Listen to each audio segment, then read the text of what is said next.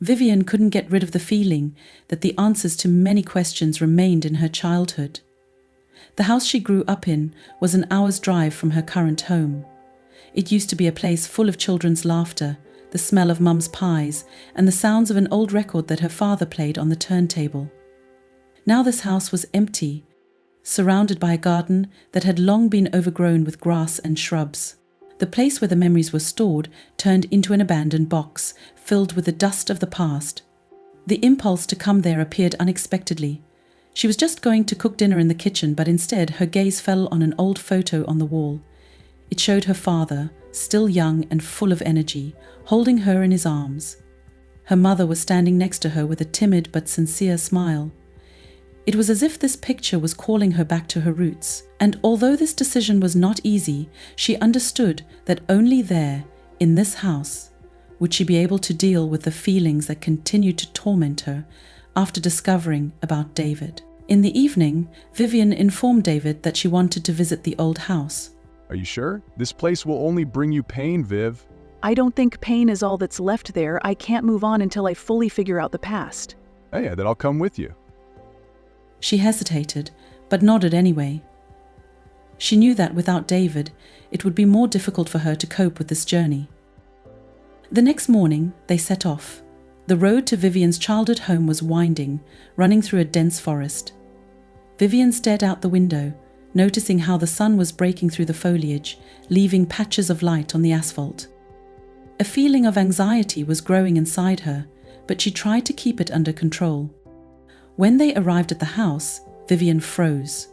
She hadn't seen him for more than 10 years, and now he looked even more abandoned than she had imagined. The old gate creaked as David pushed it open, opening the way to an overgrown path. Is everything all right? Yes, it's just weird to see him like this. They entered the house. It was quiet and dusty inside, but things remained in their places as if time had stopped here. There were books on the shelves, an old gramophone gleamed in the corner, and photographs covered with a layer of dirt hung on the walls. Vivian began to look around.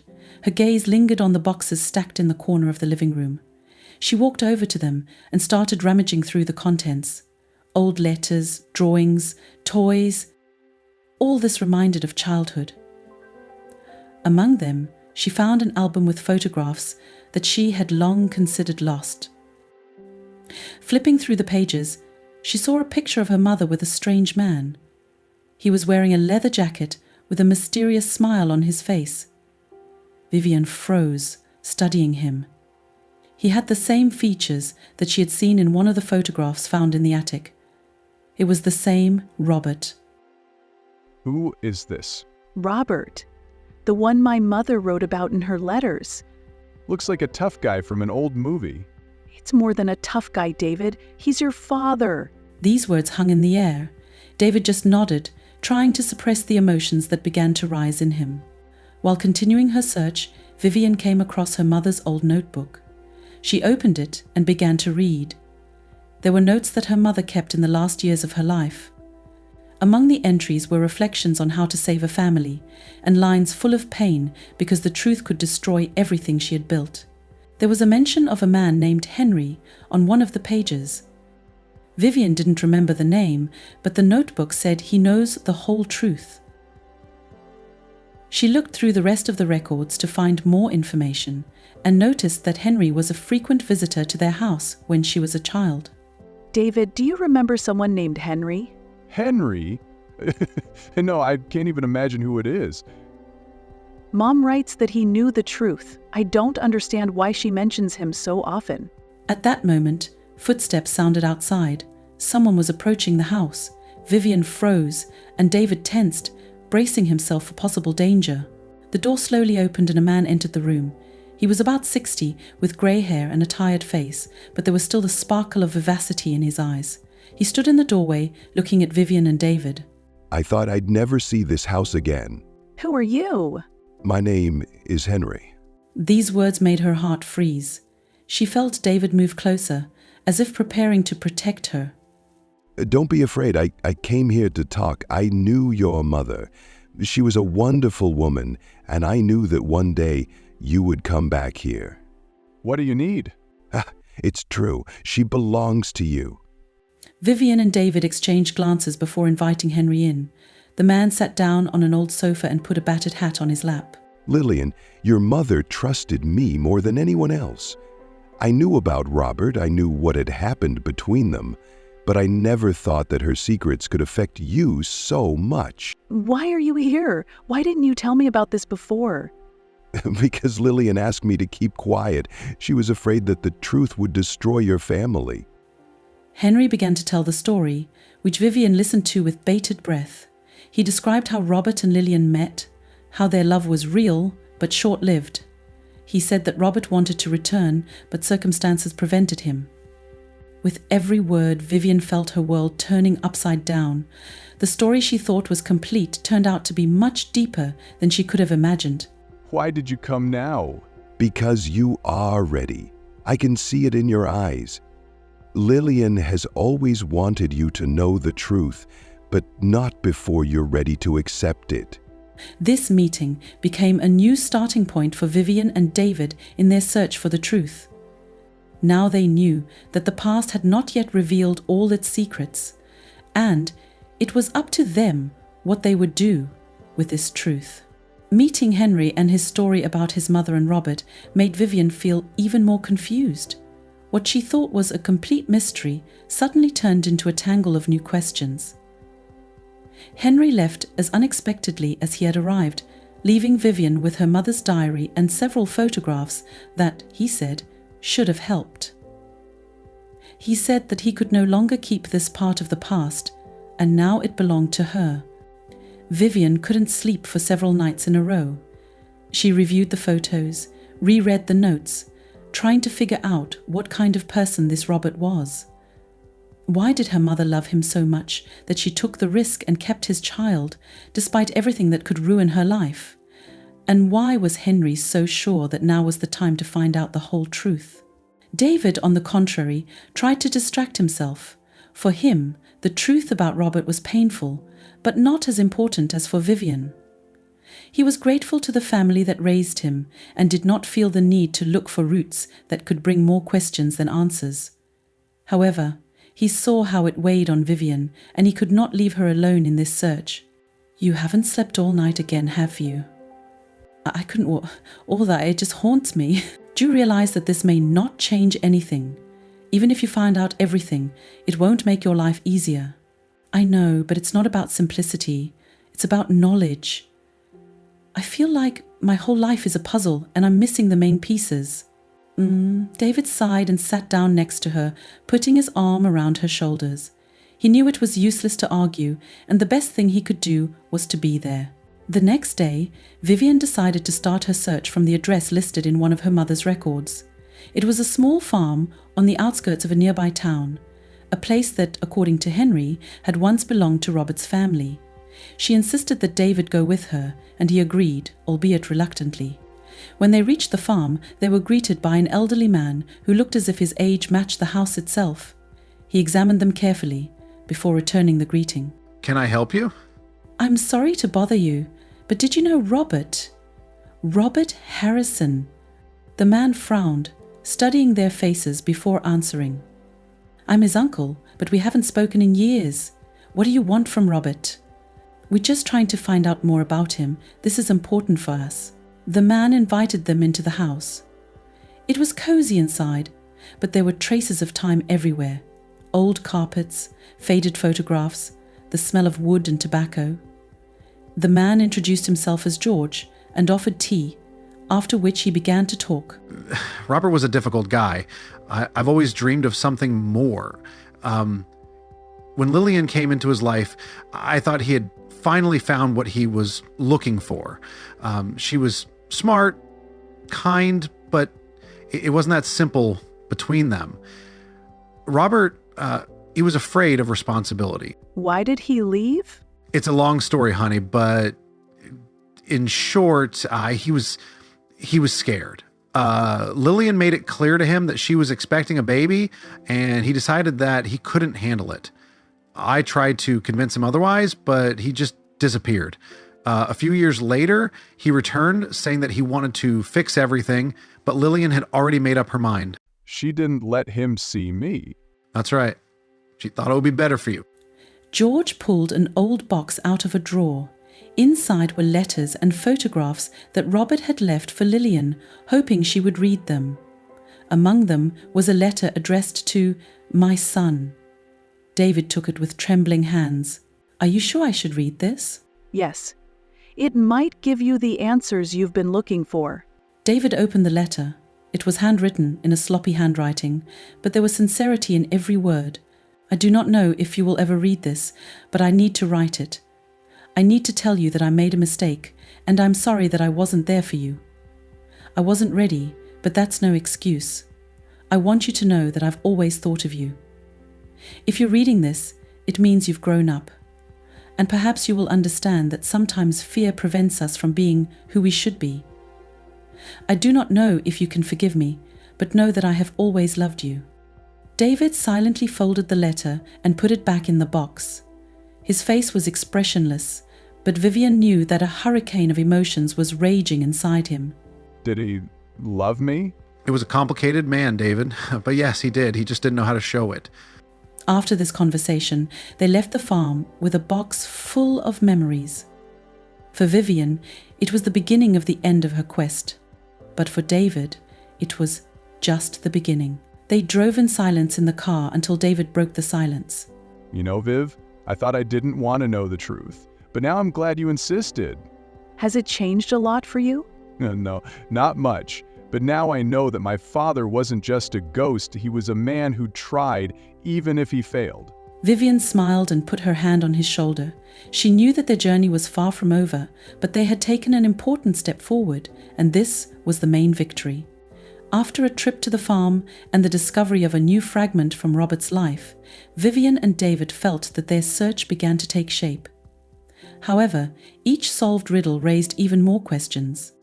David gradually began to realize that his past still mattered, even though he had been trying to dismiss the idea for a long time.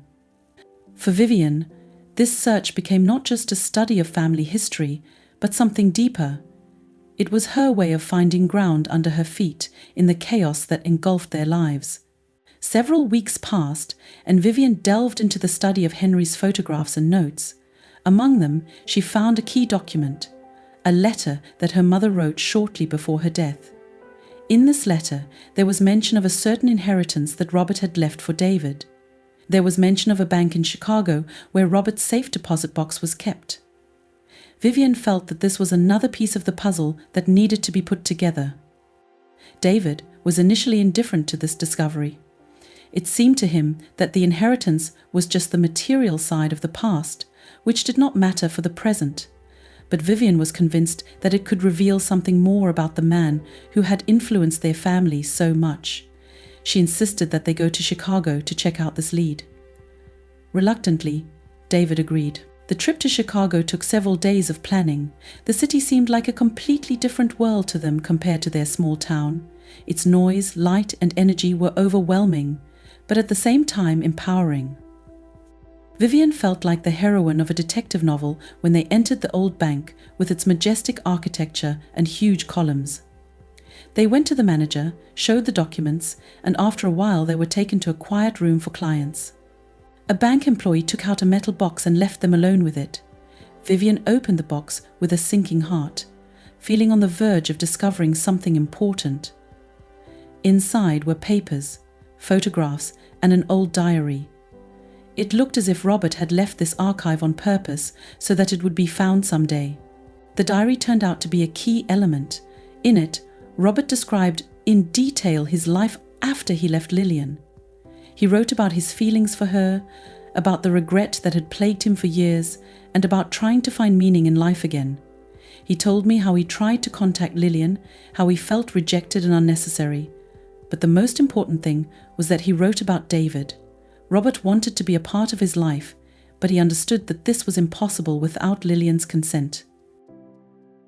His notes were filled with pain, but also with the hope that one day, David would be able to understand him. For David, this diary was a revelation. Robert was no longer just a figure from the past for him, who brought pain to his mother. He was a man with feelings, fears, and mistakes. Reading the diary gave David a new understanding of who he was and perhaps who he could become. Among the papers in the box was another unexpected item, a letter addressed to Vivian. In it, Robert addressed her as if he foresaw that she would be the person who would look for answers. He thanked her for always being by David's side, for her strength and determination. Robert wrote that, even without knowing her, he felt that Vivian would become for David what he himself could not be. This letter shocked Vivian. She had never thought that the person she considered the source of her family's suffering could feel such gratitude towards her.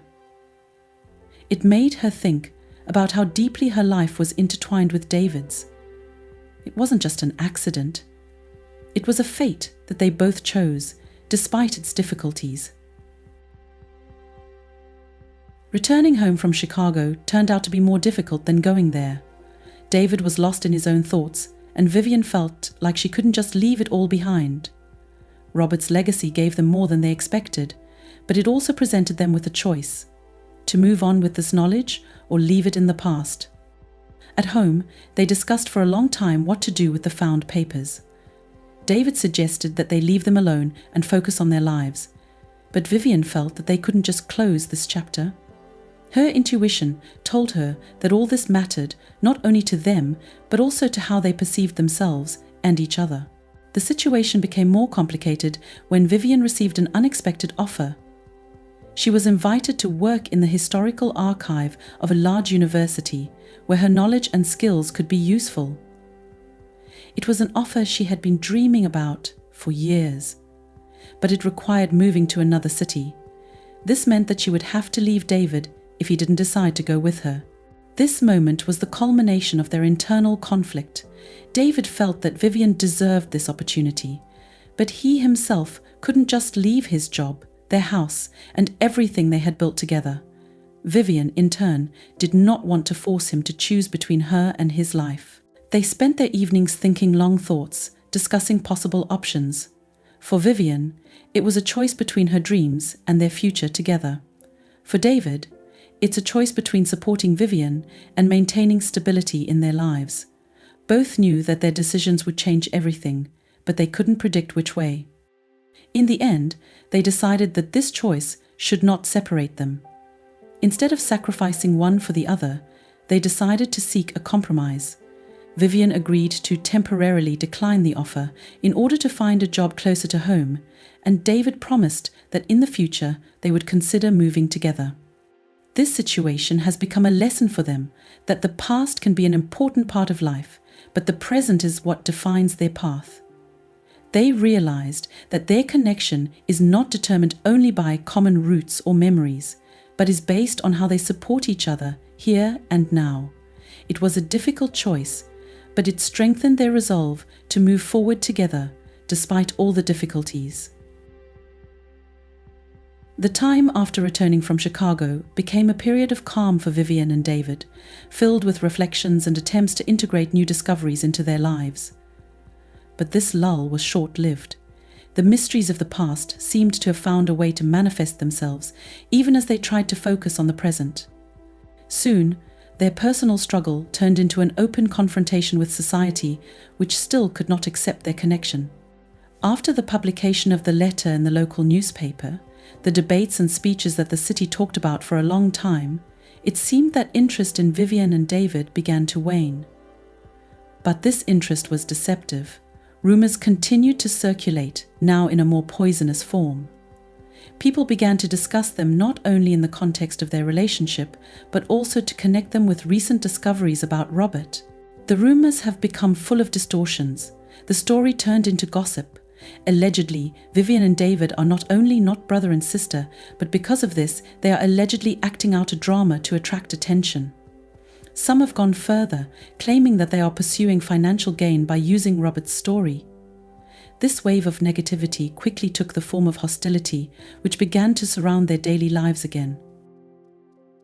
The store where Vivian always bought groceries suddenly refused to accept her orders. In the office where David worked, colleagues began to avoid him, finding excuses not to share work duties with him. Even the neighbors who had initially shown support now stopped greeting or crossed to the other side of the street. The silence was louder than any utterance, and it literally hung in the air.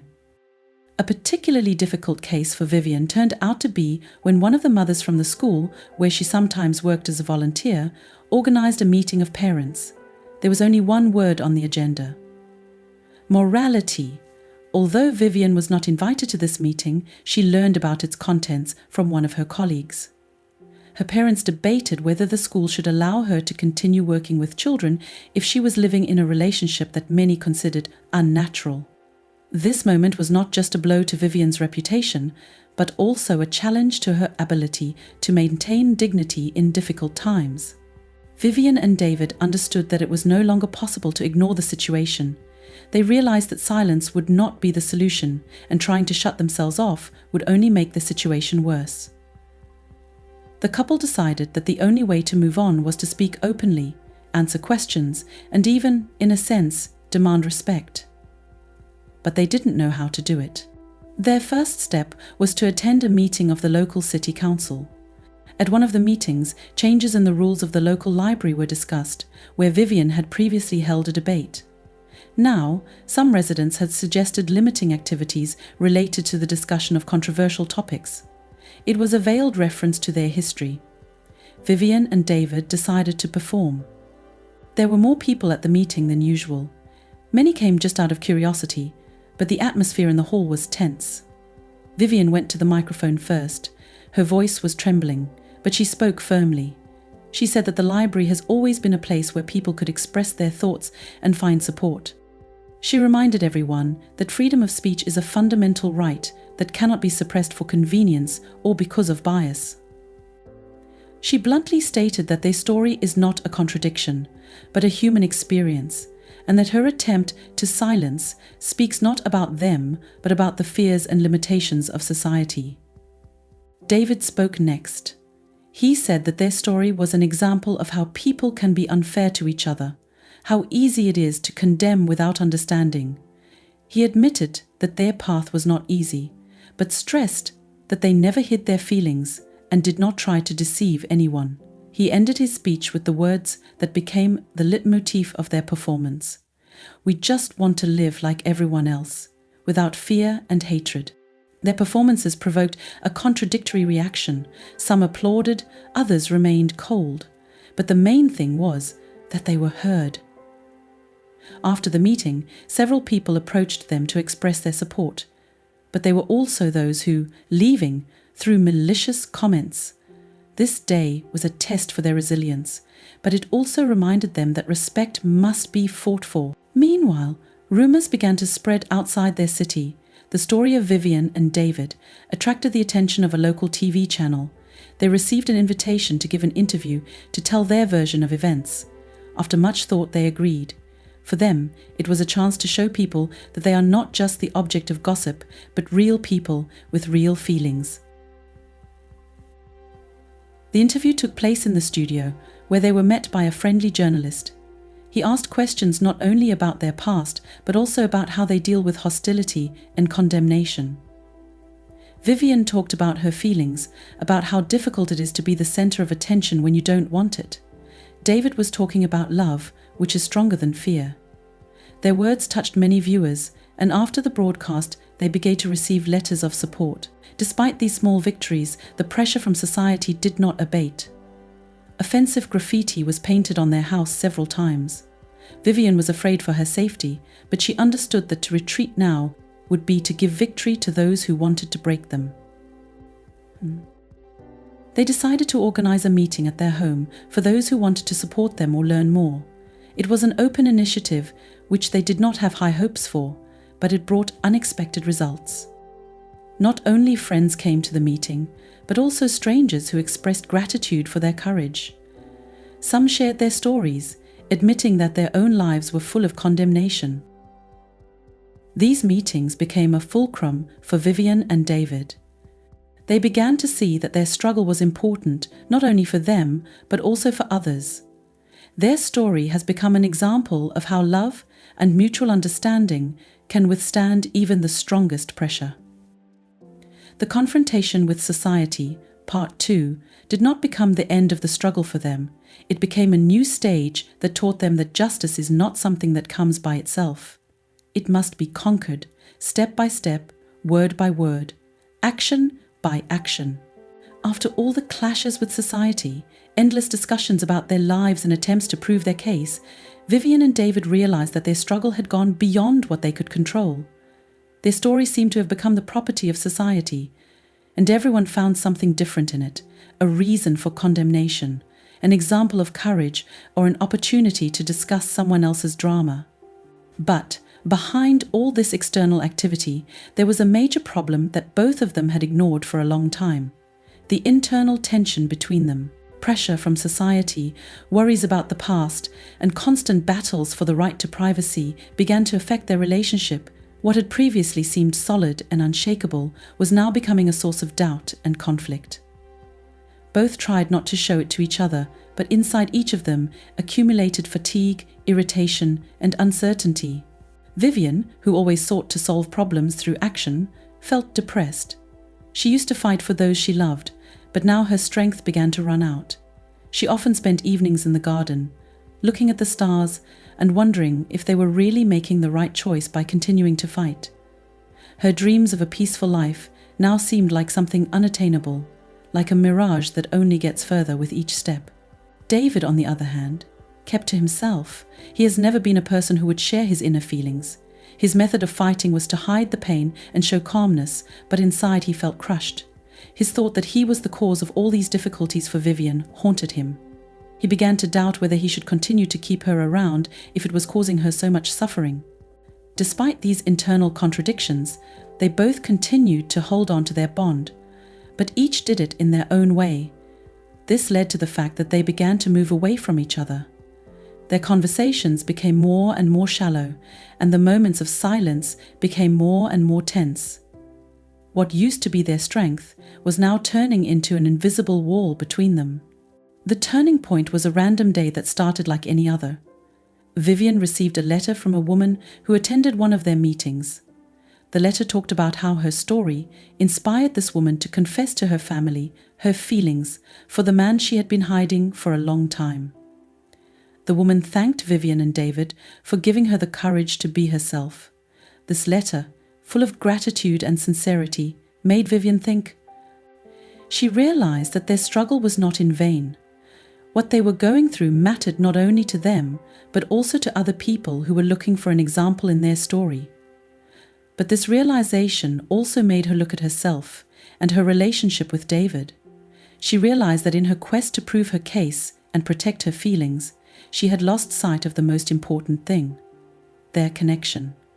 Vivian decided it was time to stop running away from her own emotions.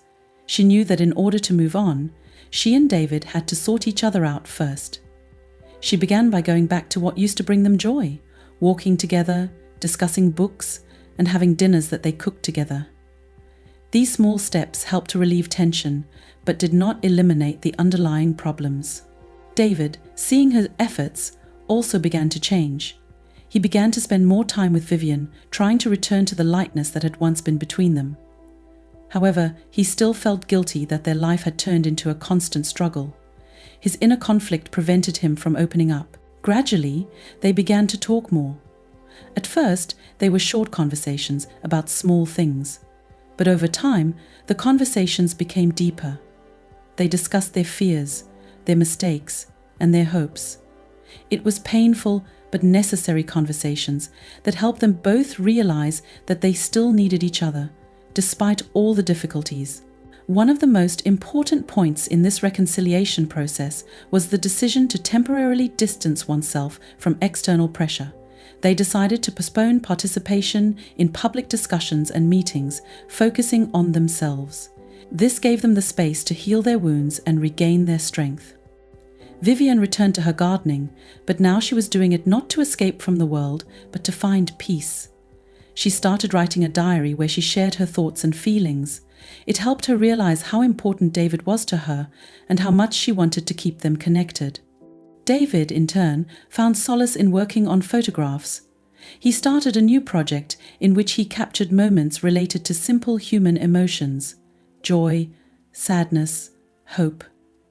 This project became a way for him to express his feelings and understand what he was going through. After a few months, Vivian and David began to notice that their relationship was changing. They became closer than ever, because now their bond was based not only on love, but also on honesty, mutual support, and acceptance of each other.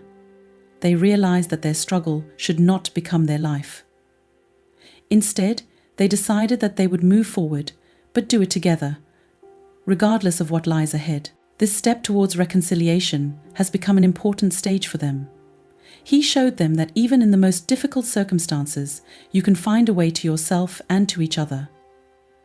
They knew that their journey was not over yet, but now they had the confidence that they could overcome everything if they stuck together.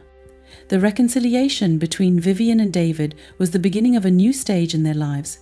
They realized that their struggle for acceptance and mutual understanding is not the ultimate goal, but a process that requires constant attention and effort. After months of internal and external conflict, they realized that in order for their bond to remain strong, it was necessary not only to protect it, but also to fill it with meaning. They needed not just to cope with difficulties, but to learn to live anew with a clear understanding of their goals and desires. The first steps to a new life started small. Vivian and David decided to rebuild the house, which became for them a symbol of their struggle. This old house, full of memories and secrets, was for them a place where they could feel safe. They started with repairs. They cleaned the walls of mold, repainted the rooms, replaced old furniture. They spent every day at work, and this process brought them even closer together. Together, they chose colors for the walls, sorted through old things, added new details to the interior that reflected their personal tastes and shared dreams. The garden, which had previously been neglected and overgrown with grass, became for Vivian a project of her soul. She spent weeks cleaning the flower beds, planting new flowers and shrubs. There are places to relax in the garden, a wooden bench under an apple tree, a small fountain and paths made of stone. For her, the garden became a metaphor for their relationship. It required attention, patience, and love to blossom. Every evening, she watched the setting sun illuminate her blooming flower beds and felt that this garden had become a reflection of her inner world. David, in turn, found new inspiration in his work. After months of his career being undermined by rumors and condemnation, he decided to change direction.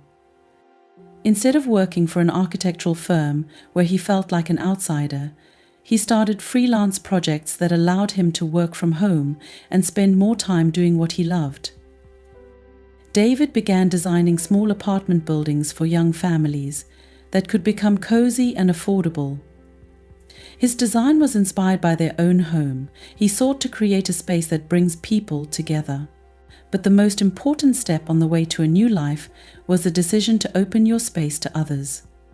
After much thought, they decided that their home would become not just their refuge, but also a place where people could feel free. They organized informal meetings where they discussed issues of acceptance, love, and support. These meetings started with small groups, but over time, their popularity has grown. People came from neighboring towns to share their stories, hear from others, and find support. At one of these meetings, a young couple appeared who were experiencing something similar to the story of Vivian and David. They felt isolated because of the condemnation of society, but Vivian and David's story gave them hope. The couple told how they had been afraid to talk about their feelings for a long time, but the example of Vivian and David inspired them to fight for their happiness. Such moments made Vivian and David feel that they had something to fight for. Over time, their home became a place where people came not only for support, but also for inspiration. Vivian started giving workshops on how to work with past traumas based on her experience. She studied psychology and self-help techniques to offer others practical tools. Her seminars attracted a variety of people, from those who faced condemnation to those who were just looking for a way to become happier. David found a way to express his story through art.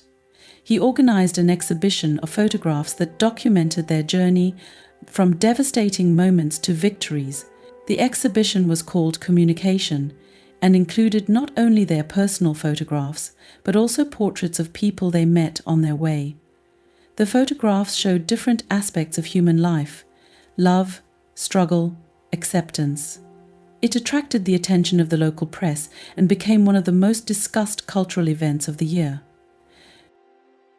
However, their new life was not without challenges. There were moments when old resentments and fears resurfaced. Some residents of the city still treated them with distrust, and their openness attracted the attention of those who were looking for an opportunity to condemn them again. But now, Vivian and David reacted differently. Instead of defending themselves or making excuses, they responded with self-confidence. They have learned not to let other people's words destroy their inner world. One of the most touching moments in their new life was the evening when they planted a new tree in their garden. It was the apple tree they had chosen together. For them, this tree has become a symbol of their new life, their connection and their strength.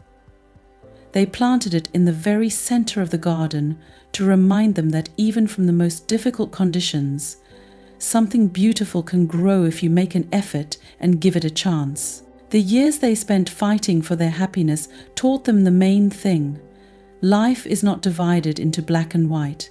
It consists of complex shades, from which you need to choose those that make it brighter. Vivian and David realized that happiness is not a goal, but a process.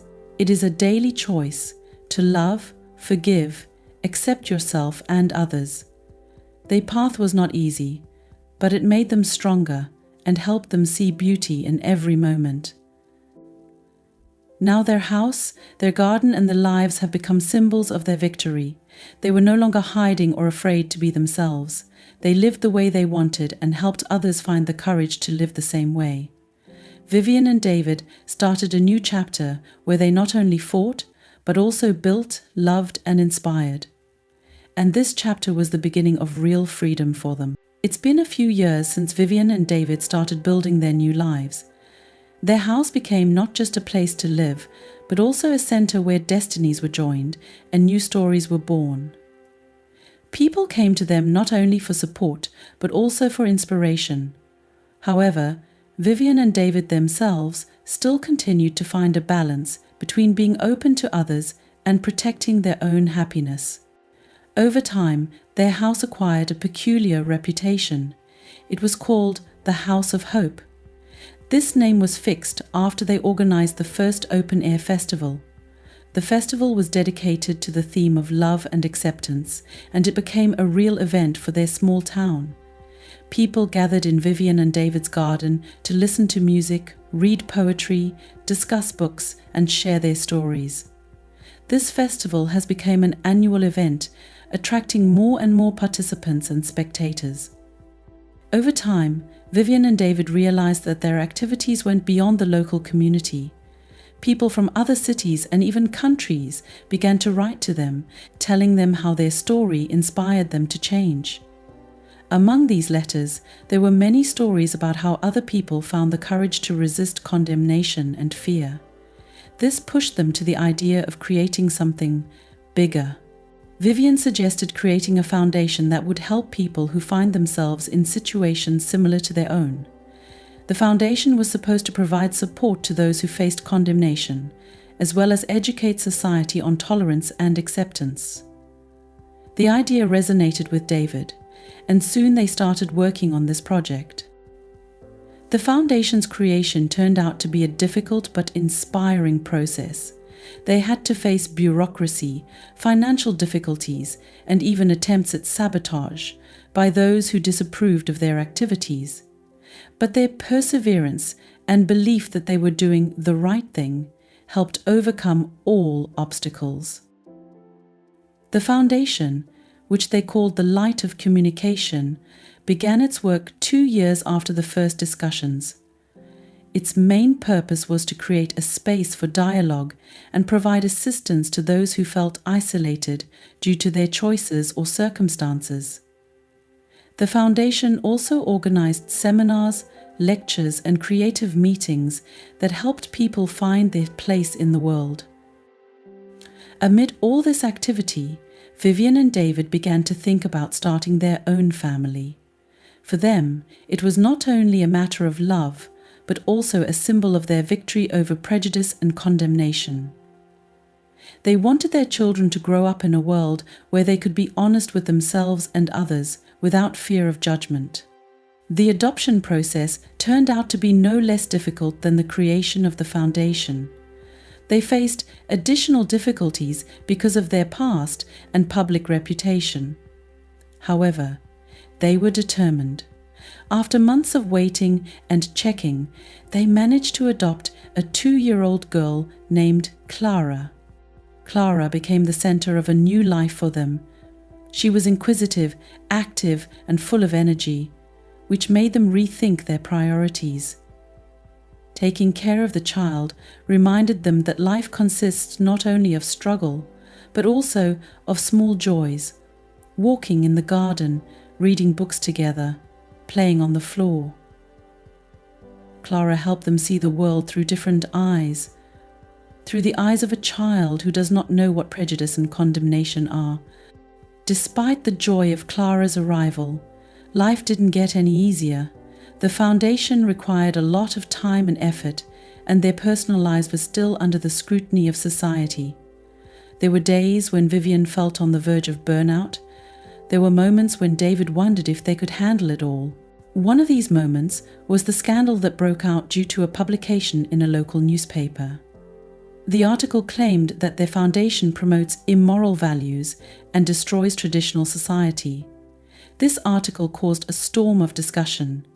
Many began to demand the closure of the fund. It was a difficult time when they felt that all their work could be ruined. But instead of giving up, Vivian and David decided to respond to the criticism with their own actions. They organized an open event where they talked about their activities and showed the results of their work. The event was attended by people whom the foundation helped to change their lives. These stories touched the hearts of many, and eventually they were able to restore their reputation. Years later, their efforts began to bear fruit. The Svets Fayaz Foundation has become known at the national level. His activities attracted media attention, and Vivian and David began to be invited to conferences and seminars where they talked about their path and shared their experiences. Their story has become an example of how love and faith in their principles can overcome any obstacle. Their garden, which they once restored with their own hands, has now become a symbol of hope. Every spring it bloomed with bright colors, reminding that even after the harshest winters, nature finds a way to return to life. When Clara grew up, she began to understand what her parents had been through. These stories inspired her on her own path. Growing up, she decided to continue the business started by Vivian and David. She became a human rights activist and brought a fresh perspective to the foundation's work. Vivian and David have lived a long and eventful life. Not only did they create a family and help a lot of people, but they also left a legacy that inspired others. Their story has shown that even the most difficult circumstances can be overcome if you believe in your feelings and are not afraid to go against the flow.